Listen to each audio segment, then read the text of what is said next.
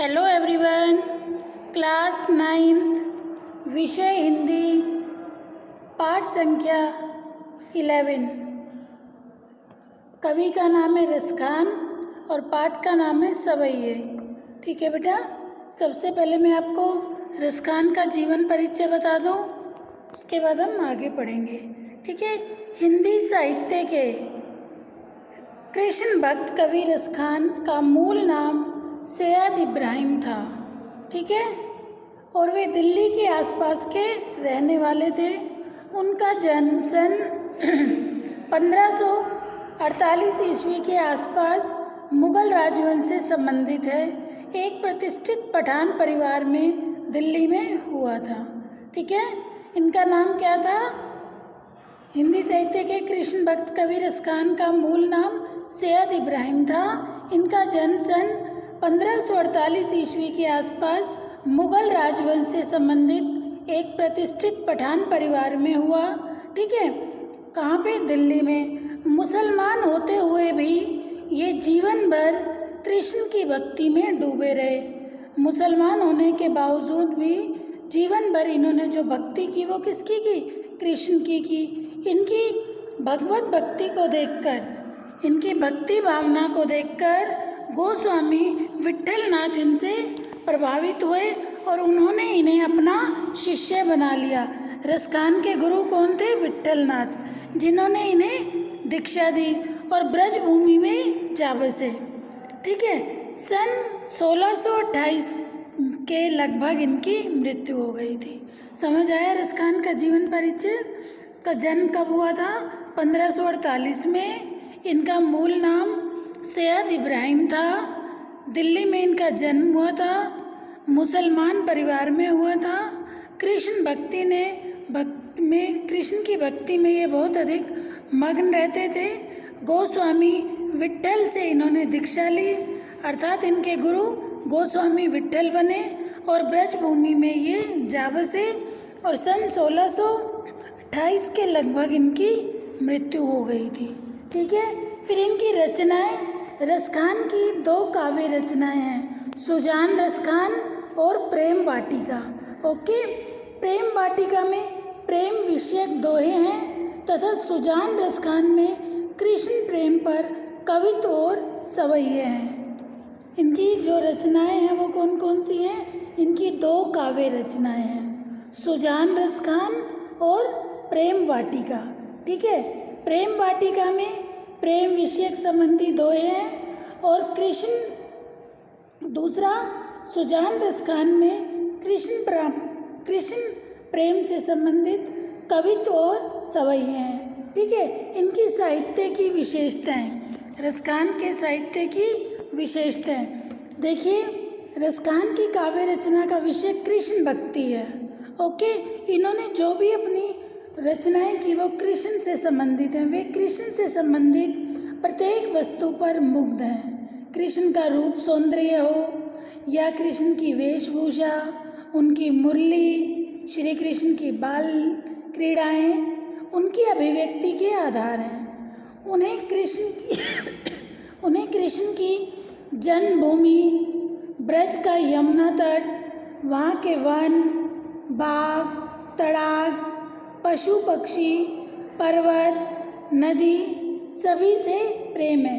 कहने का तात्पर्य है, रसखान ने अपनी काव्य रचनाओं का जो मुख्य विषय बनाया वो कौन था? कृष्ण की भक्ति, और कृष्ण से संबंधित प्रत्येक वस्तु से इन्हें बहुत अधिक प्रेम था। चाहे वो कृष्ण का रूप सौंदर्य, चाहे वो कृष्ण के वस्त्र, चाहे वो कृष्ण की मुरली, चाहे उनकी वेशभूषा, चाहे उनकी बाल क्रीड़ाएं, ब्रजभूमि, ब्रज का यमुना तट, वहाँ के वन, तड़ाग, पशु पक्षी, पर्वत, नदी सभी से इन्हें बहुत अधिक प्रेम था। वे उसी व्यक्ति का जीवन सफल मानते हैं जो कृष्ण की भक्ति में डूबा है। कवि रसखान का मानना है कि उसी व्यक्ति का जीवन सफल है जो कृष्ण की भक्ति में डूबा रहता है। ठीक है, कृष्ण की भक्ति में डूबे हुए व्यक्ति का जीवन ही वो सफल मानते हैं। कृष्ण के सिवाय उन्हें इस संसार में कुछ भी अच्छा नहीं लगता, सिर्फ और सिर्फ कृष्ण की भक्ति ही उन्हें अच्छी लगती है। उनका प्रेम अत्यंत पवित्र है, निश्चल और अनुग्रह प्रधान है। उनकी रचनाओं में उनकी भक्ति, प्रेम की तन्मयता, भावविहलता, भावुकता और तत्लीनता देखने में बनती है। अब इनकी भाषा शैली देखिए, रसखान अपनी मधुर, सरल और सरस ब्रज भाषा के लिए प्रसिद्ध है। मधुर, सरस, सरल और ब्रज भाषा के लिए प्रसिद्ध है। उनकी भाषा में कहीं शब्दों का आडंबर नहीं है, कहीं अलंकारों की भरमार नहीं है। उनके शब्दों में झरने सा मधुर प्रवाह है। मुहावरों के प्रयोग ने उनकी वाणी को मधुर बना दिया। रसखान ने काव्य जैसी सहजता और प्रवाह को कहीं मिलना दुर्लभ है। दोहा, कवित्व और सवैया तीनों छंदों पर उनका पूरा अधिकार है। दोहा छंद, ठीक है, कवित्व और सवैया तीनों छंदों पर उनका पूरा अधिकार है। वास्तव में रसखान जो है वो रस की खान है। रसखान, रस की खान, इसलिए इनका नाम पड़ा रसखान, जबकि इनका मूल नाम था सैयद इब्राहिम। देखिए, इनकी भाषा सहज, सरल, स्वाभाविक है। मधुर भाषा का प्रयोग किया गया है, ठीक है। दूसरा, ब्रज भाषा का प्रयोग किया गया है। अलंकारों का कहीं प्रयोग नहीं किया गया। मुहावरों और छंदों का प्रयोग किया गया है। दोहा, कवित्व और सवैया छंदों का प्रयोग इन्होंने अपनी रचनाओं में किया है। आपको यहाँ तक रसखान का जीवन परिचय समझ आ गया बेटा, ठीक है। अब इसके बाद आता है सवैये। फर्स्ट सवैया है, मानुष हो तो वही रसखानी, बसो ब्रज गोकुल गाँव के ग्वारन, जो पशु हो तो कहा बस मेरो, चरो नित नंद की धेनु मझारन, पाहन हो तो वही गिरी को, जो कियो हरि शत्र पुरंदर धारन, जो खग हो तो बसेरो करो, मिली कालिंदी कूल कंदब की डारन। देखिए, इस फर्स्ट सवैये में रसखान ने क्या बताया है, पहले आप इसके हार्डवर्ड देखिए। मानुष, मानुष मीन्स मनुष्य, ओके। ग्वारन, ग्वालों के, ग्वारन ग्वालों के। कहा बसा, कहा बसा, कहा बसा क्या वश। चरो, चरो मीन्स चरना, जैसे गाय भैंस चारा चरती है ना, चरु। नित, नित मतलब नो, रोज या सदा, ओके। धेनु, धेनु मीन्स गाय, ओके। मझारन, मझारन मध्य, मध्य मीन्स बीच में, ठीक है। पाहन, पाहन मीन्स पत्थर। गिरी, गिरी मीन्स पर्वत, ओके। छत्र, छत्र मीन्स छत्र मीन्स छाता। पुरंदर, पुरंदर मीन्स इंद्र, ठीक है, पुरंदर इंद्र। नेक्स्ट, धारण, धारण करना, धारण, धारण करना। बसेरो, बसेरो मीन्स निवास, ओके। नेक्स्ट, कालिंदी यमुना,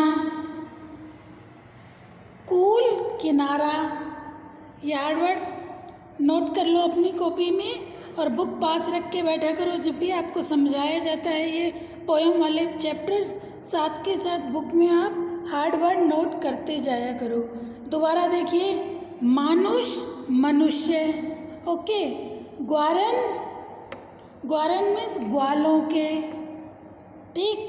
कहा बस, कहा बस मीन्स क्या वश।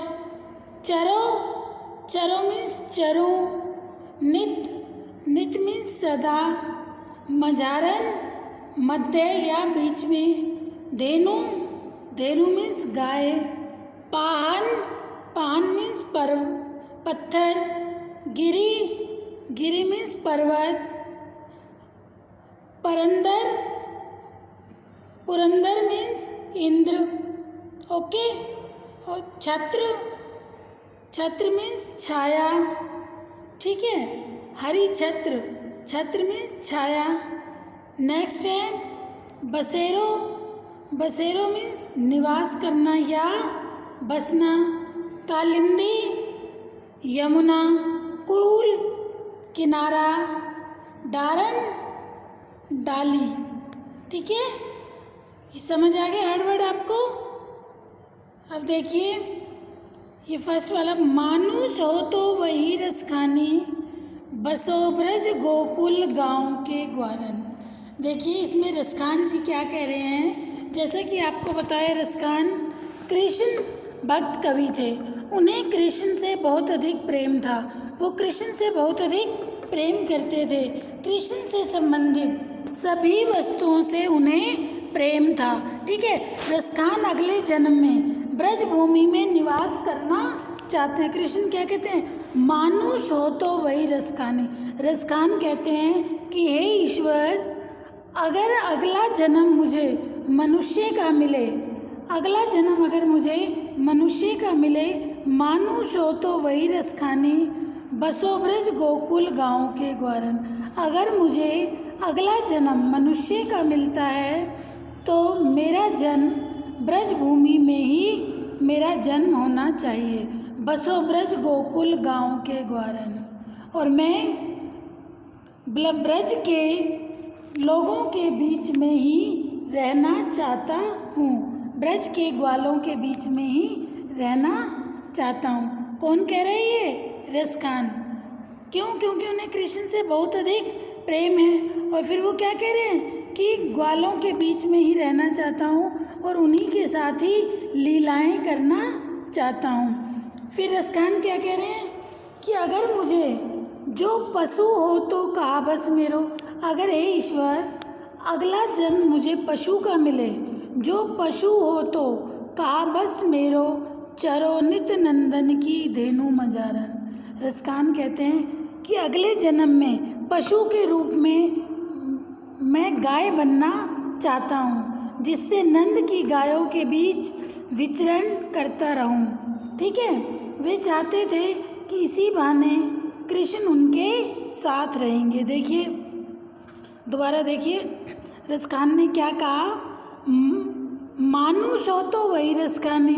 हे ईश्वर अगर अगले जन्म में मुझे मनुष्य का जीवन मिले तो क्या बनूं, कहाँ जन्म हो मेरा, ब्रज में, ब्रज के ग्वालों के साथ रहूं। जो पशु हो तो अगर पशु का जन्म हो तो चरोनित नंदन की धेनु मजारन, तो मुझे गाय का जन्म मिलना चाहिए, जिससे मैं कृष्ण की गायों के बीच में चरता रहूं, अर्थात मुझे कृष्ण का सानिध्य हमेशा मिलता रहेगा। फिर क्या कह रहे हैं, पाहन हो तो वही गिरी को। अगर मैं अगले जन्म में पत्थर बनूं, ठीक है, पत्थर बनूं, रसखान कहते हैं अगर पत्थर बनूं तो क्या कह रहे हैं, किसका पत्थर बनूं, पाहन हो तो वही गिरी को, उसी पर्वत का बनूं, क्यों हरि छत्र पुरंदर धारण, जिसे इंद्र के प्रकोप से रक्षा करने के लिए, अर्थात गोवर्धन का पर्वत का मैं पत्थर बनूं, जिसे श्री कृष्ण ने अपनी उंगली पे धारण किया था, ठीक है। रसखान क्या कह रहे हैं कि अगर मैं मनुष्य बनूं तो मेरा जन्म कहाँ हो, ब्रज में, ठीक है।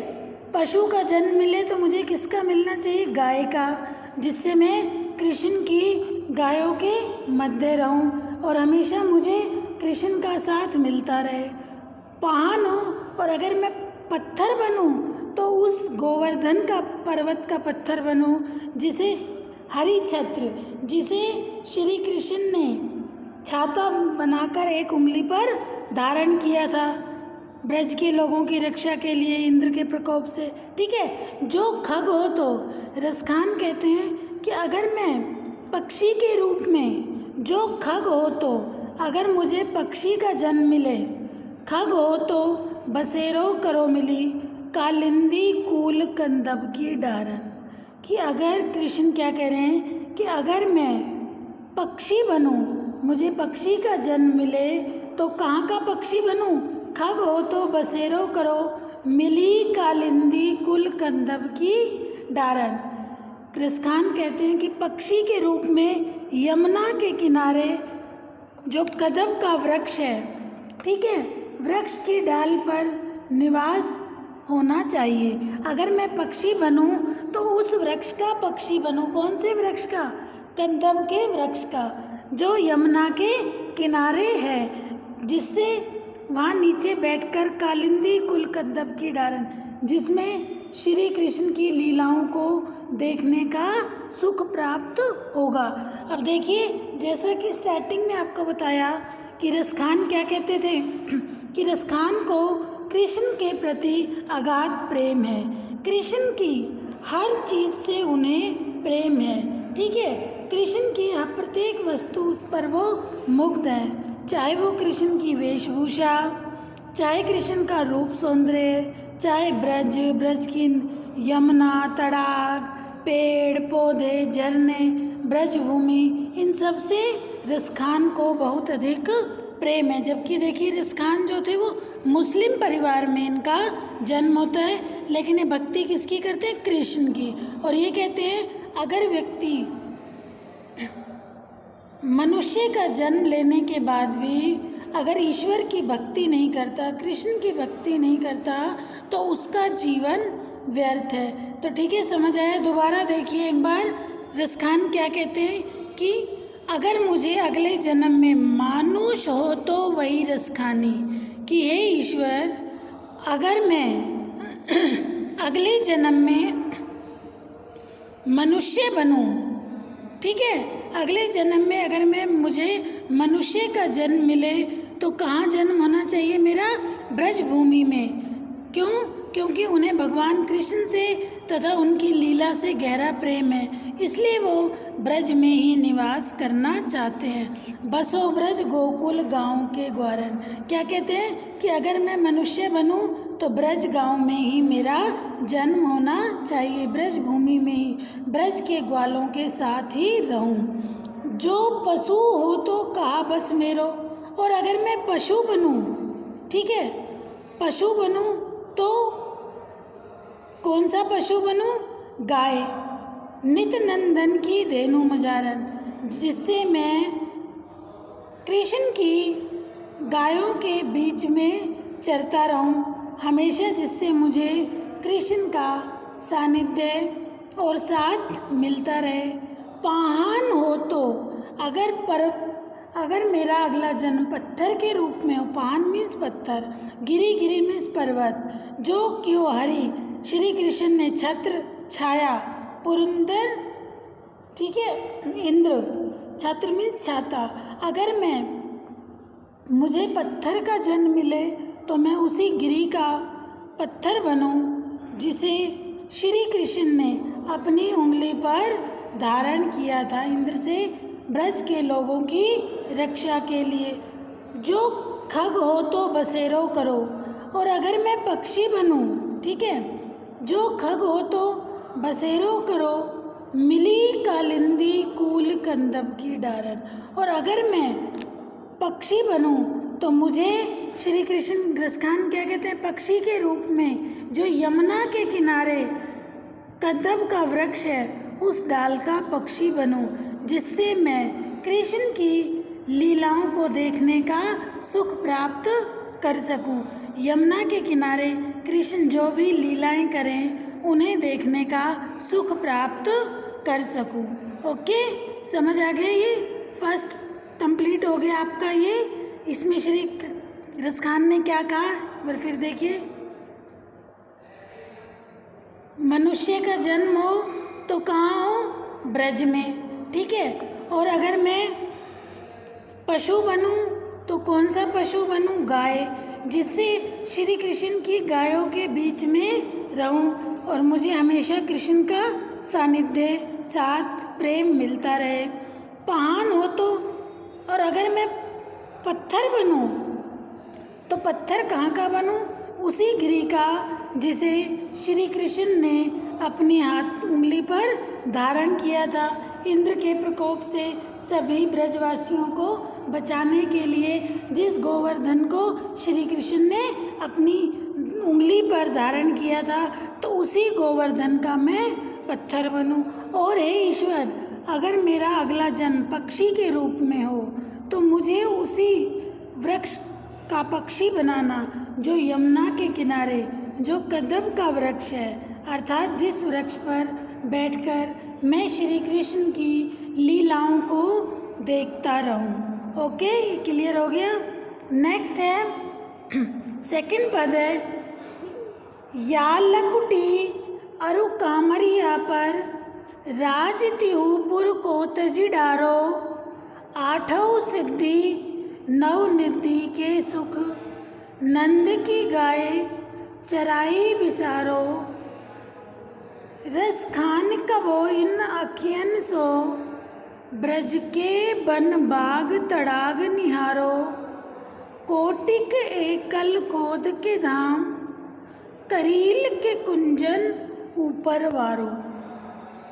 देखिए दूसरे पद में रसखान क्या कह रहे हैं, या लकुटी अरु कामरिया पर, या लकुटी अरु कामरिया पर राज त्यूपुर को तजी डारो, आठों सिंधी नव निधि के सुख, नंद की गाय चराई बिसारो, रस खान कबो इन आखिन सो, ब्रज के वन बाग तड़ाग निहारो, कोटि के एकल गोद के धाम, करील के कुंजन ऊपर वारो।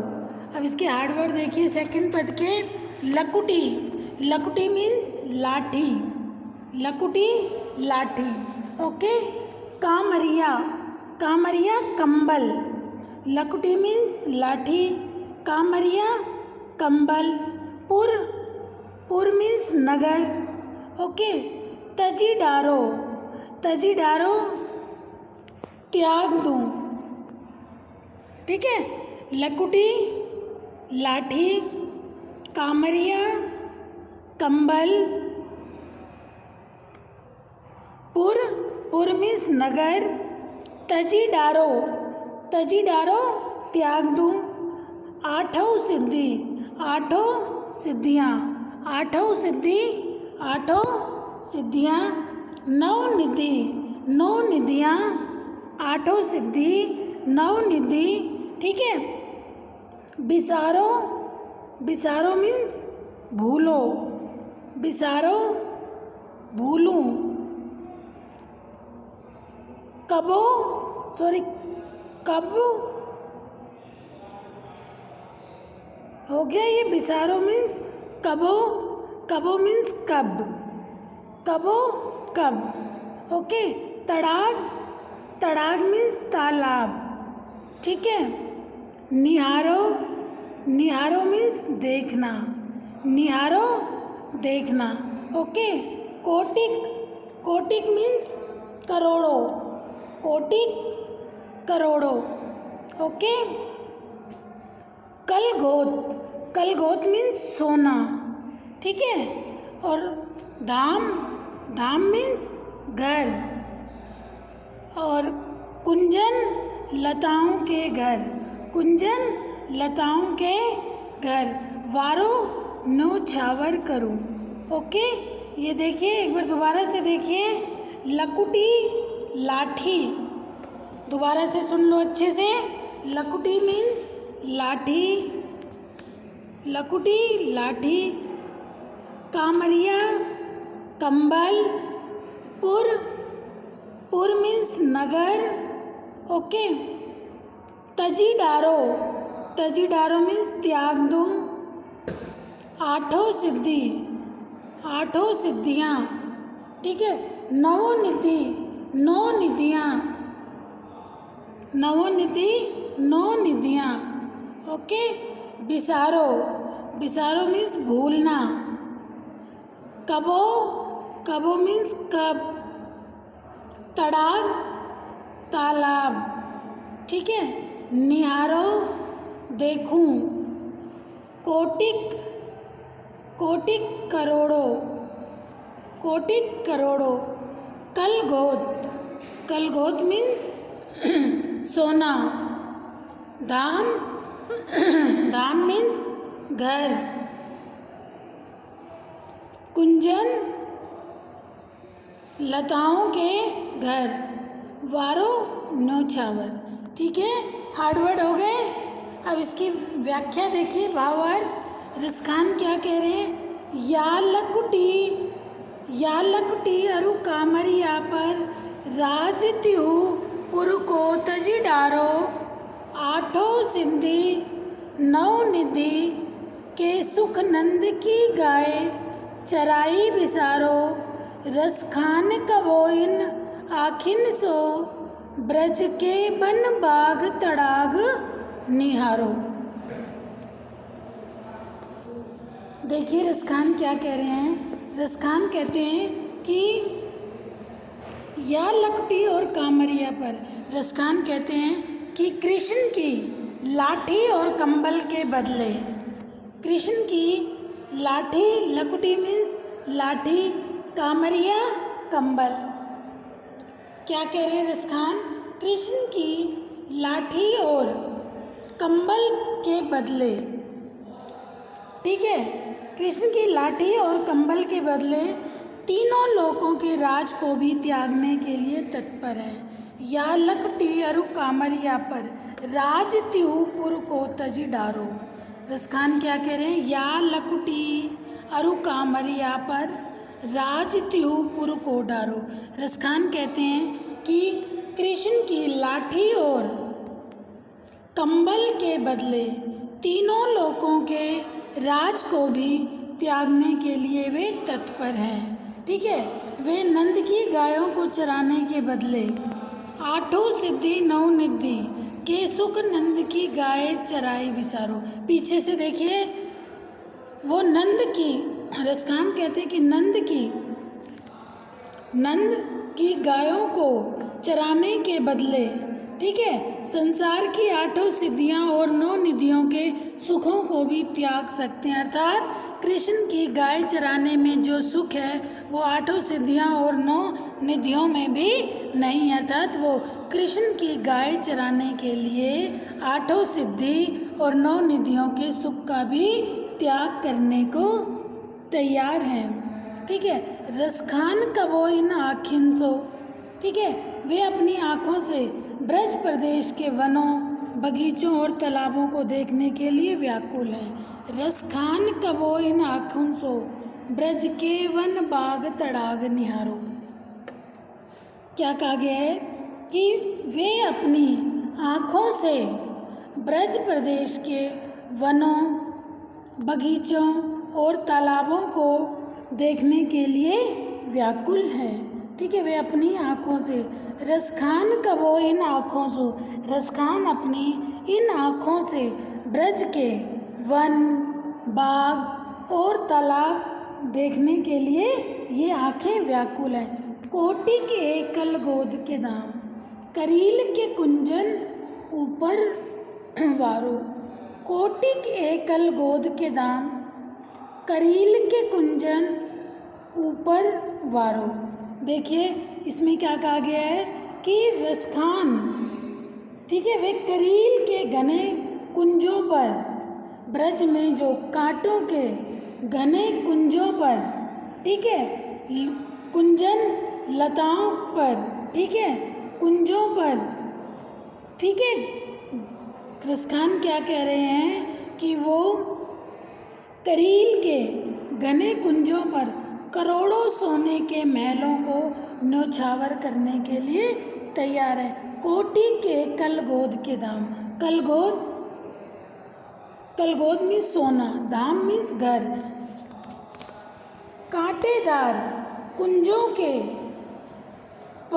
घने कुंजों पर रसखान जो है वो सोने के महलों को भी न्योछावर करने के लिए तैयार है। कहने का तात्पर्य यह है कि कवि रसखान जो हैं वो कृष्ण की लाठी और कंबल के बदले तीनों लोग, ठीक है, तीनों लोगों को का राज न्यौछावर करने को तैयार है। तीनों लोग, स्वर्गलोक, आकाश, स्वर्गलोक, मृत्युलोक और पाताल लोक, तीनों लोगों के सुखों को त्यागने के लिए तैयार है। उसे कृष्ण की हर वस्तु से गहरा प्रेम है और ईश्वर की प्रत्येक वस्तु अनमोल होती है, इसलिए वह ये सब छोड़ने के लिए तैयार है। कौन? रसखान।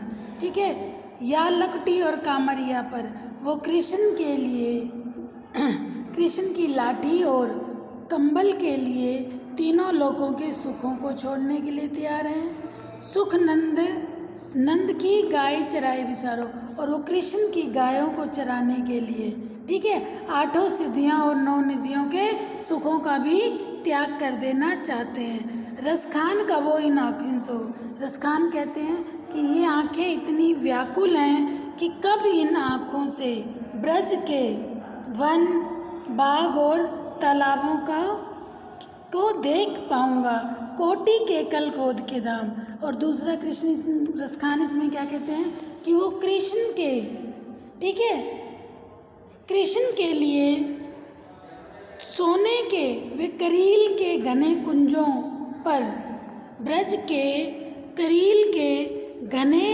कुंजों पर कोटि के कल खोद के दाम, वो सोने के करोड़ों धाम भी, महलों को भी न्यौछावर कर देंगे। ठीक है, समझ आ गया कि श्री कृष्ण के प्रति रसखान के हृदय में कितना अधिक प्रेम है। जैसे कि आपको मैंने स्टार्टिंग में ही बता दिया था कि उन्हें ब्रज भूमि की हर चीज़ से प्रेम है, कृष्ण से प्रेम है। ठीक है, एक कवि ने सबसे अधिक महत्वपूर्ण कृष्ण की क्या कहा है? कंबल।